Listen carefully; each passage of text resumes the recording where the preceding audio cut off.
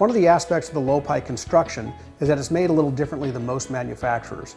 Not only is it a radiant constructed stove, which means like an old cast iron stove that just had one area of the stove that the fire burned on the inside and it radiated heat out. Low-pi has also got a second jacket built around the stove that convects the air around the firebox. Convection is just the process of moving air around the firebox naturally to get the heat to flow into the room. So we take this heavy gauge 5/16 firebox, 3/16 on the unibody portion of the firebox.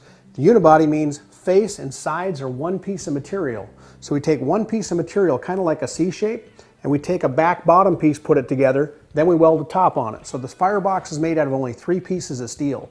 That keeps the integrity of the firebox, no seams, it's all welded together, so there's no seams left over. The convective area is then built around that firebox. This is the outlet for the convective air here in the top of the stove. The inlets for the convective air are right down here in the bottom.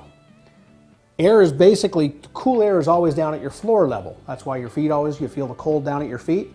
Well, that cool air is brought over to my stove as the stove is burning.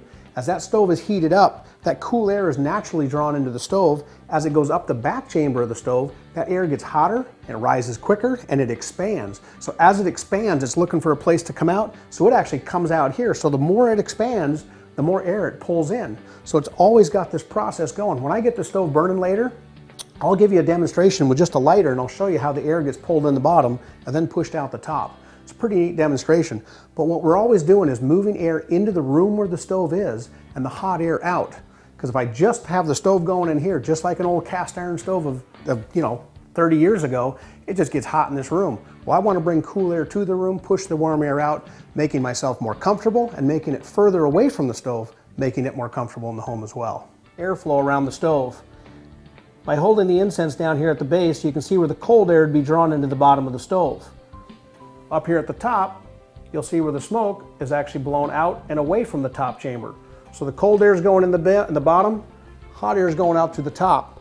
What that does is actually pulls cold air from across your floor of your room back into the room where the stove is, pushing the warm air out, so you get better airflow, better air circulation, and you get a home that's heated more evenly, and you get better heat distribution in the house.